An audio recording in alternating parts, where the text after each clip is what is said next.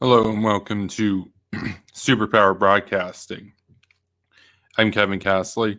Thanks for being here tonight. Tonight we've got a rather quick video. I'm going to be discussing Trump's recent announcement that he's going to be withdrawing 1/3 of U.S. troops currently stationed in Iraq. We're going to be looking at an article in the Wall Street Journal by Gordon Lubold and Michael Gordon, and they talk about this, and we're going to take a look at it and discuss. So just going to share the screen over to the article. So here we go. It should be on the screen. I'll just remove the profile picture here. So there we go. So this is Wall Street Journal right here. U.S. to cut troop presence in Iraq by about 1/3, officials say. President Trump is expected to tout the reduction to about 3,500 troops as, quote, progress towards winding down what he has described as endless wars. Endless wars. Yeah, that's the meme right there. So that's interesting. They want me to subscribe to read the whole thing. Okay, there we go. You know what? We'll go back to the National Review then, because I read the National Review's take. Didn't actually read the original take on this. I want to go to the source for the stream though, for the Wall Street Journal. Not sure. Is it paywall? Yeah, looks like it's paywall. Bump that. We ain't doing that. Nobody got money for that. So we'll go back to the National Review. So get that up.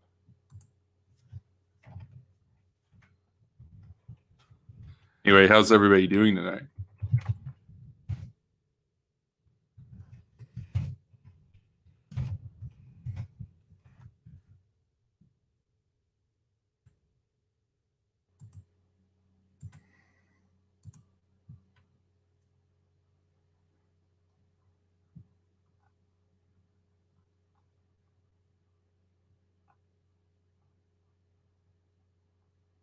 Yeah, so this one's quick. We'll put this on the screen share.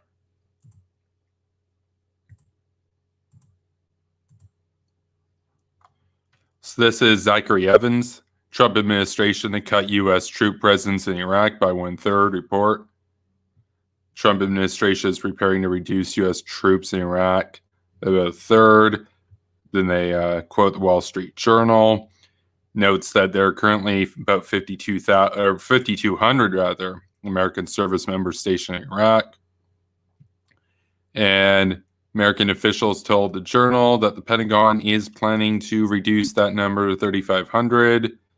Reduction would bring American troop levels in Iraq to roughly the same as in early 2015, when the U.S. began to intensify its campaign against ISIS. So we should note here one thing. There's this meme out there that the war in Iraq created ISIS, that going in and removing a brutal despot that attacked his neighbors and threatened Israel and attacked Israel and committed genocide within its borders and provided aid and harbored to terrorists, that taking him out in 2003 created ISIS. No, that's bunk and junk. We're going to talk about this in this stream here. The war in Iraq was a resounding success. By about 2008, there were free elections.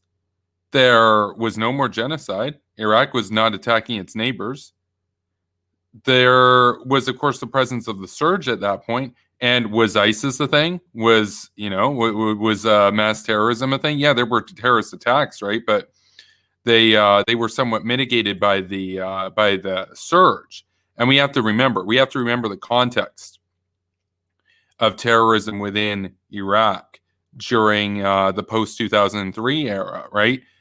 Who sponsored that? Who sponsored the insurgency? It was Iran, right? Now, people have said that, they've used the justification of Iran having a greater influence in Iraq as cause to say, oh, well, the Iraq war was therefore a bad idea. I look at it the exact opposite. To me, that's proof that the Iraq war didn't go far enough. If I were in charge, Iran would have been taken out simultaneously.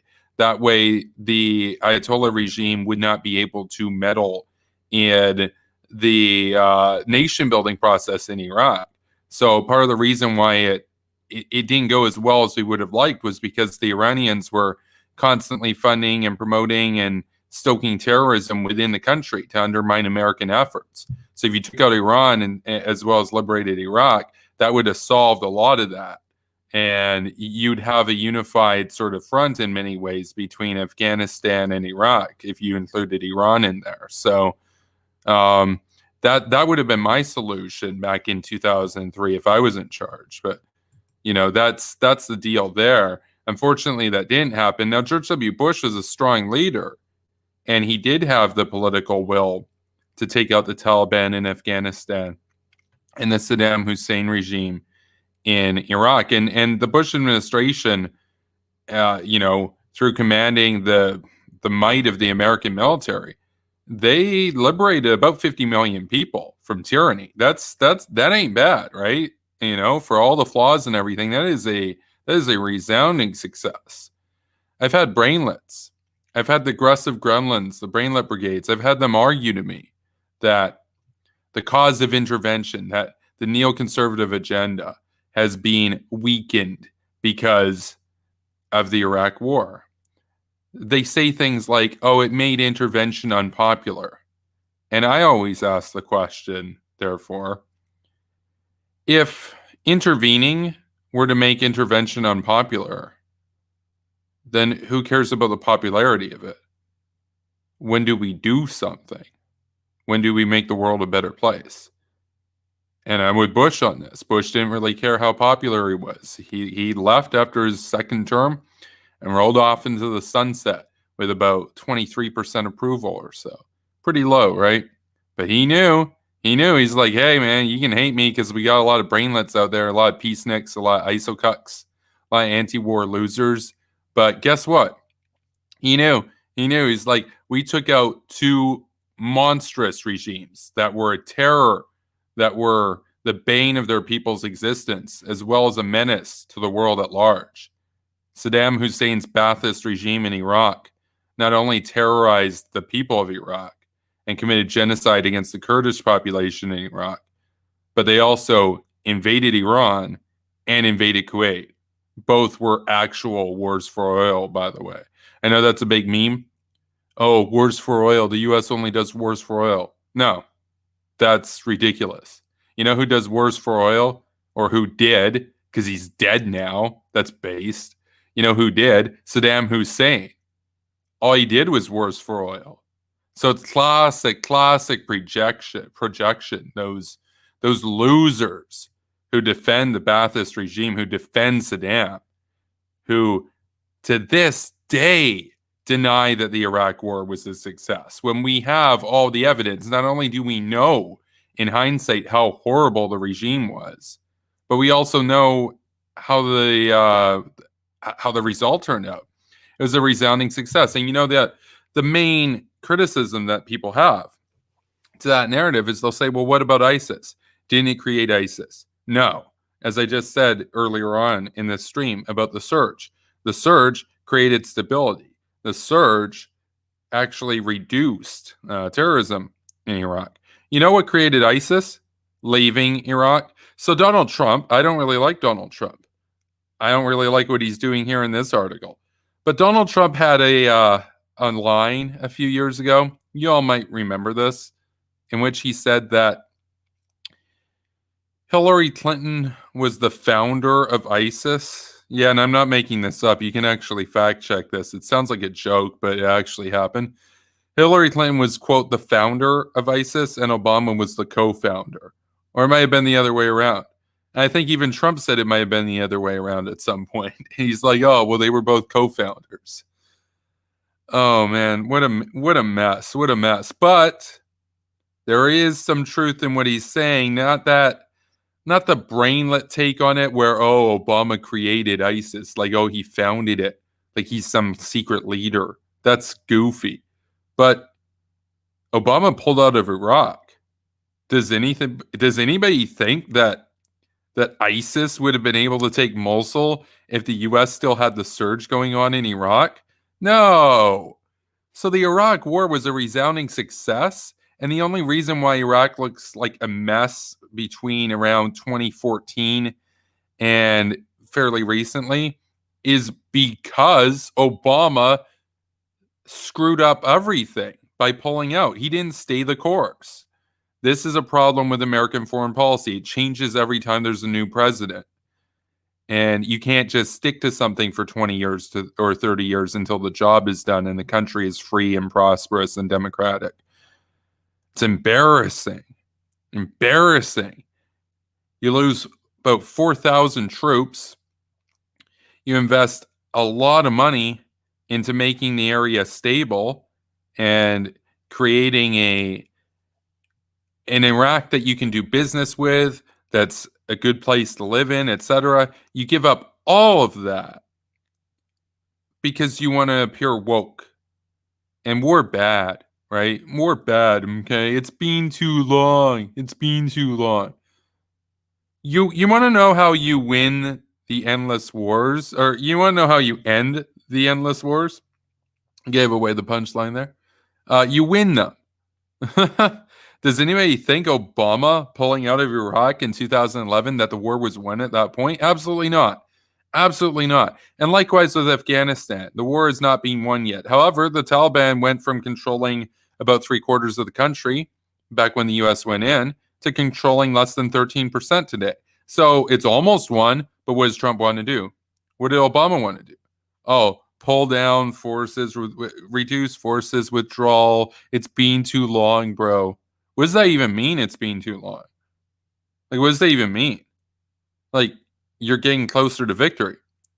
Each year that goes by, they control less and less. It doesn't happen overnight. Like, what does that even mean? That's like saying, like, oh, you get a job or whatever. It's kind of hard at first, but then you start making money, and then you get raises, and you get more raises, and then you like move up, and you become like the CEO. Or like you become like the vice president of the company, and then they go and they offer you. They're like, "Hey, man, you've been working hard at this. You want to be the CEO? We'll make you the CEO." And then you know what you say to them? You're like, "Nah, I've been at this company too long, bro. I'm gonna go and like just peace out." And you're like, "Wait, what? Didn't you like want to be the CEO?" It's like, "Oh yeah, but like work bad, money bad." It's the same thing here. It's like war bad. It's like it's been too long. Like, what's it even supposed to mean? It's been too long. That sounds like a child's excuse. It's been too long. Well, apparently it hasn't been not long enough because they still control 13%. Give it another 10 years and you might actually be able to wipe them out. It depends on the tactics that you use and the overall strategy. But really, we're supposed to just give back everything and let them have the entire country? Just say, oh, it's been 19 years. So therefore, we should just forfeit every gain that's been made in almost 2 decades and just give it back to the Taliban. Because that's what's going to happen. Let's keep it real.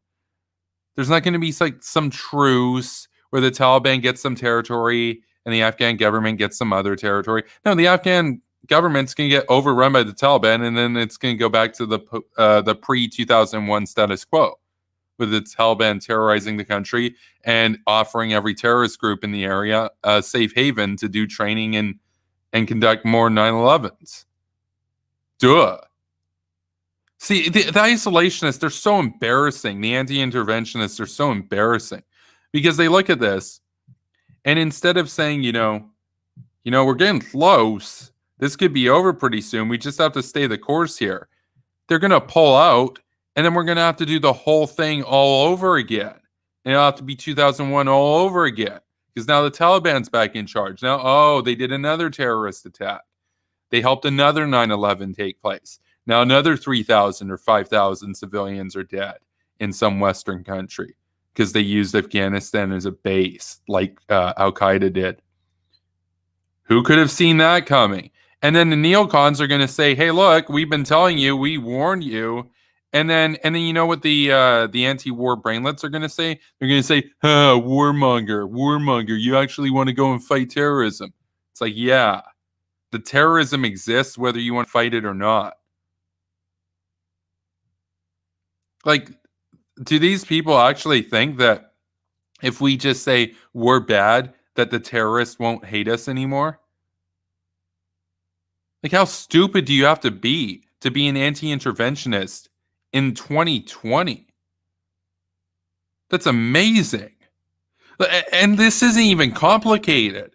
Like, you don't need like some advanced degree in like international relations or strategic studies or something. You don't need to be a general in the military to understand this. This is like basically common sense, right? I mean, and like, I'm not even saying like you have to be a neoconservative. Obviously, like that's a specific branch of interventionism. But imagine being an anti-interventionist today. Is the Middle East better off because of the Iraq War and the Afghanistan war? That is not debatable. Idiots like Bill Maher will challenge, even recently, Bill Kristol to say, "How can you defend the Iraq War? Like it's been so long. How are you still defending it?" Dumb. It's been so long. Look at how successful it's been. Compare it to the previous status quo. Has Iraq fired scuds at Israel since Saddam was taken out? No. Has Iraq gassed the Kurds since Saddam was taken out? No. Has Iraq invaded a neighboring country since Saddam was taken out? No. Has Iraq been a dictatorship since Saddam was taken out? No. So the only big flaw was that ISIS was able to take over. And why did that happen? Because Obama pulled out. Imagine an alternate universe where neocons win for 30 years and Iraq is a bustling democracy where, they won't have the same standard of living as like a typical American, but not bad considering what it used to be like under Saddam. Obviously it takes time, but this affects us here too, especially with Afghanistan as well. Because again, you can pretend the rest of the world doesn't exist and be an isolationist and say, we're bad and I want Bernie Sanders, bro. But guess what? The terrorists are still going to hit you, whether you believe that the rest of the world exists or not. It's kind of like if you think that the world is flat, doesn't mean it is. Or if you think that gravity is fake news, doesn't mean that if you jump off a building, you're going to be spared from hitting the ground. These people are so stupid. And we got the American president right here trying to appeal to the paleo-conservative base, the paleo-morons in his party that have no clue how security works. They have no clue that terrorism is a problem. Unbelievable. I remember a time when conservatives almost unanimously looked at what happened in 9/11 and they resolved around patriotism and backed George W. Bush. Paleo-conservatives backed George W. Bush. George W. Bush, prior to 9/11, had run somewhat of a paleo-conservative campaign and it courted paleo-conservatives. Ronald Reagan, too, had paleo-conservatives in and around his administration. He also had neoconservatives. But paleocons and neocons supported the Reagan administration. Paleocons and neocons supported George W. Bush. But with Trump, he's only interested in appealing to the paleocon side. And it's pathetic because, like, hey, look, I'm willing to have a compromise. I'm willing to say, give the paleocons their, like, social policy and stuff. Be, like, pro-life or whatever. I'm not pro-life, but I don't, like, it's not really that big of an issue. National security comes first. If you don't have a country, then it doesn't matter what your stance on abortion is. It's like, because you're going to be dead. You're going to be the slave of a foreign power. So sovereignty comes first. National security comes first. If you don't have that, how are you going to change the world, right? Like, we can debate about taxes and abortion after we're secure and after the world is free, basically. So, I would say, like, hey, look, if I'm a Republican president, I would strike a deal, kind of around what Reagan did, where it's like, you look, the foreign policy aspects go to the neocons, and the social policy goes to the paleocons. That's a fair deal. That's a fair deal. I'm not a paleoconservative when it comes to social issues, though these days with the whole BLM stuff and the riots, I tend to look more and more conservative. But I'm not that conservative. But hey, look, I'm willing to make that deal. And if the Trump administration had brokered that kind of understanding, the Trump administration would be a lot more successful right now. But Trump never, in much good faith, really worked with the hawks in his administration. McMaster's gone. Bolton lasted a long time, but Trump rarely ever took his advice, unfortunately. And it's sad because Trump wants more to appeal to people like Bannon, Miller, Tucker. So sad. So sad. And again, I'm not even saying that you don't entertain Tucker on social policy. If you want to be an effective Republican president, you want to have both aspects of the conservative side around you. But Trump, he's got this kind of populist aesthetic where he decides that he's going to pursue this like quasi-protectionistic sort of thing when it comes to trade, which I don't even disagree with when it comes to China, but doing against allies is really dumb. That's stupid. Why are you going to tariff Canada? Why are you doing this to like your allies? That's stupid. Anyway, but getting back to what I was saying, though, when you look at what's happened, it could have been so much better. The Trump administration, there was potential here. Like, I'm not a never Trumper. I understand that a lot of the neocons that would have worked in the Bush administration or in the Reagan administration wouldn't have worked in the Trump administration because of his rhetoric and his lack of professionalism and qualification. I understand that. And, maybe we could have a debate about this. I'm not even sure exactly how I feel about this. I think that there's a good case to be made. Maybe, playing devil's advocate here, that Trump figured, well, they'll never like me. They think I'm too offensive. They think I'm not qualified. Therefore, why should I even try to appeal to them? Maybe that was what was going through his head. And so he decided that he was just going to double down and really court the paleocons on his side. I mean, I'm not saying that that's what happened, but I think that you could make an argument that Trump felt, what's the point in even trying to work out an understanding with them? We'll just double down on the populists. But I'm telling you, his foreign policy and America as a whole, as a result, is profoundly weaker. And as a consequence of that, the West is profoundly weaker now. And it's sad. And I mean, it's the sort of thing, it's just, reading this looks like I'm reading something from the Obama administration. You can't tell the difference. The endless wars rhetoric, the memes.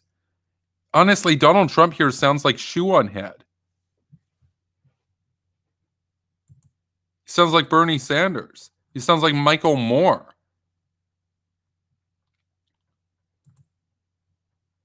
Unbelievable. Yeah, the article continues anyway. President Trump is pushed to withdraw as many American troops from the Middle East as possible.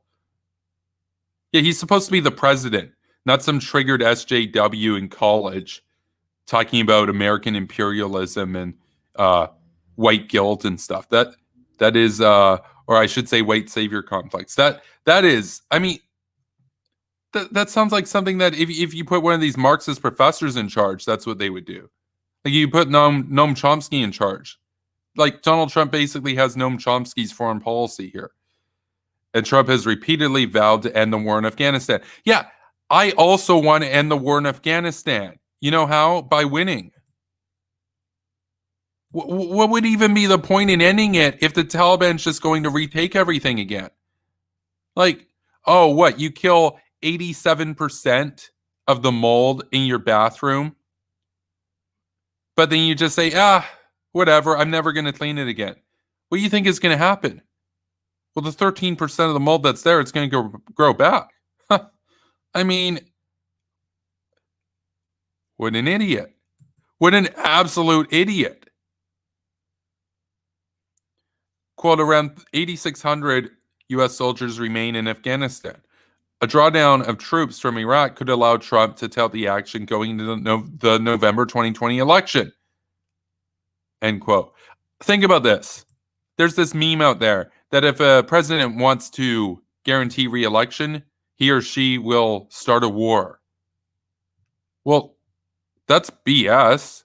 Donald Trump here is basically saying, we're bad, therefore re-elect me.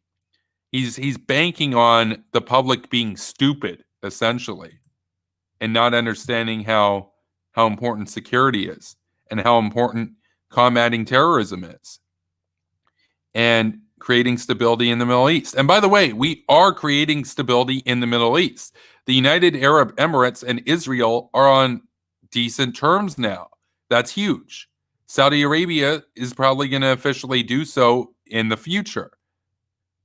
They are already by default or de facto on decent terms. That's remarkable too.